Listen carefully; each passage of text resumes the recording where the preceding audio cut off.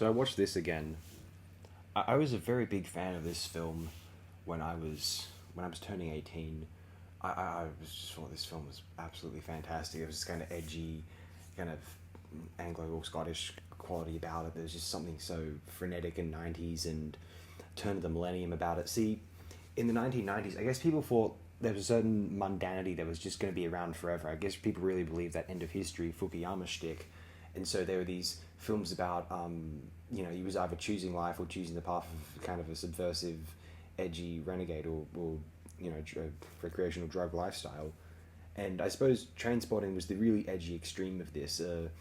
Surprisingly, however, human portrayal of these characters, um, these pastiches of I guess undesirable human characteristics, and they're thrown into this situation, and it's about Renton attempting to make the decision between living for his own will and hedonism versus the expectations and the promises of gratification from the material monetary society. Trainspotting is about the threshold.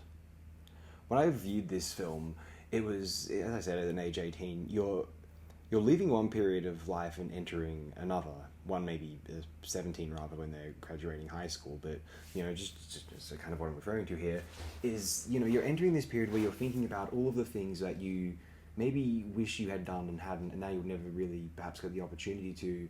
And now the things that, okay, there's no going back. This kind of adulthood shtick starts. It may or may not be just school holidays forever. I don't know.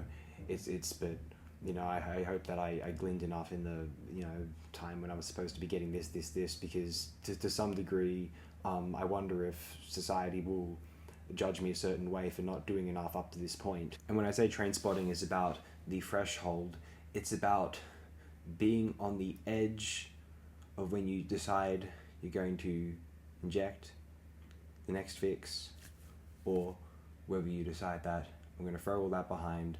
I need to, decide that it's never going to be that again, and it's a discipline straight ahead. Let's go, choose life. Every scene, I believe Renton believes he's on the threshold of something, something, whether it's the euphoria of the final fix, the hell in the case of that brilliant withdrawal scene, or the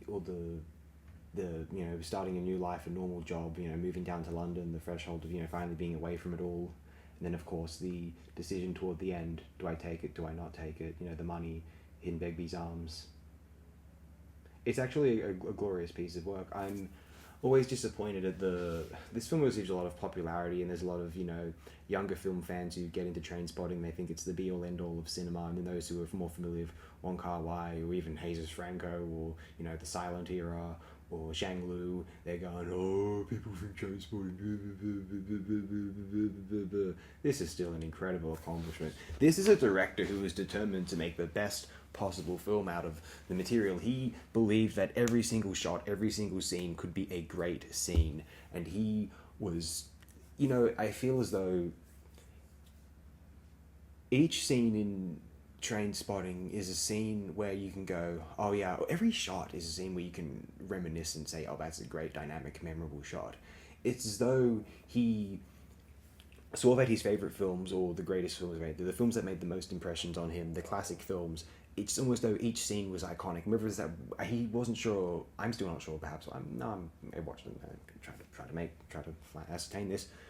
Is it that the film's been watched so many times and we've made it iconic, or is there some value in the film itself, which is imbuing it with this iconic status? I think Danny Boyle nailed that. It's something within. It's how you treat the material, how each moment is depicted, each edit, each character interaction, each music choice, and it becomes something iconic. And the moment, it's not that when you rewatch it, it becomes ingrained in your memory. It's more that it's as though it's something that's been around your whole life. Once you experience it, you remember it so vividly as though it's always been there. And each moment in Trainspotting becomes a narrative moment, a narrative high that you admire. I consider the film to be, how would I put this, accurately existential. I feel as though the emotions evoked in Trainspotting, and maybe it's a generational thing, but it's reminding one of the, if one was ever at an impasse as to whether they ought to go, just reckless into, doing whatever one wants with their peers versus deciding to be more square and straight ahead.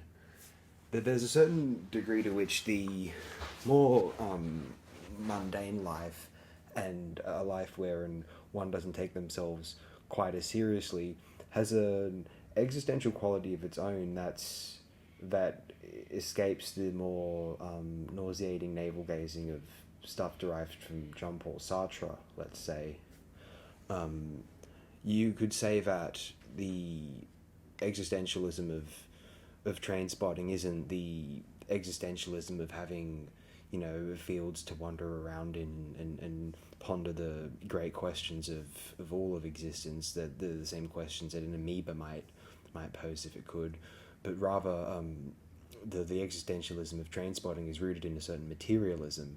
It's rooted in the physical society. It's rooted in this world of expectations that's anthropogenic rather. It's a unique existentialism which is totally distinct from the existentialism of a non-human animal or a microorganism. It's one wherein it's not about simply. There's more components to simply ensuring one spreads their seed to the next generation. There's something about accomplishment and fulfilling making one's family name proud and fostering a certain image of which one can become an effective and accepted commodity trade within the wider market. Every issue you ever had with embarking upon the straight ahead kind of perceived square lifestyle, it's embodied in Trainspotting. And I think those who are quite harsh toward Trainspotting, I think sometimes it comes from a place of, you're immature and juvenile to question to question that path in life. That's just the duty, that's just what we have to do, and blah blah blah blah. And I guess it's people who feel as though it's some edgy juvenile moment before you settle down with the right spouse and have a family and what have you. That's all well and good, but I don't think that that's what people are being told in their high schools and in their tertiary education whatsoever. You see, here's the thing. Let's bring it back to Life is Sweet for a moment. The reason why the parents in Life is Sweet are in the situation they're in is because the mother got pregnant and they wanted to ensure that they could feed their offspring, and so they compromised and decided to be members of the imprisoning working class in order to make that happen. If people have motivators to participate and choose life, it's that. So until people have that kind of, I've met the love of my life and wanted them to have kids, too good to be true, why wouldn't the prospect of Trainspotting, coming up with this beautiful and kind of mesmerizing odyssey to the struggles of and validating the reasons why one might not or question choosing life. I think those people who have harshly dismissed Trainspotting, unless perhaps they feel like there's some immoral issue about the glorification of drug use, that's a conversation that can be had. I'll grant, but otherwise, why wouldn't Trainspotting be an incredibly still relevant testament to anyone's miseries at the deromanticization of the world around them? There are those who are not as ruthless and don't want to just seek profit and just manipulate others for their own gain and for bragging rights or whatever. There are those who simply want to enjoy the privileges and pleasures that being born allows. Perhaps there is a selfishness in this, although when one wants to contribute to society, as I said, it's typically because, wow, there's this individual and here's our family, this is our compromise to support that. That's romance and majesty. They found their cause. They found their thing to strive for. Now it's difficult to tell people to just go look for the one, because that's kind of a silly thing to do, I suppose.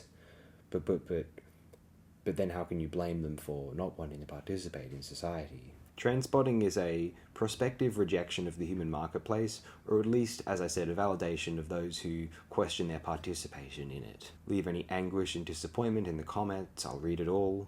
More importantly, have the best possible day, night you have ever imagined, and if you'd like to make that possibility a reality, turn off the video perhaps. Thanks again, my friends.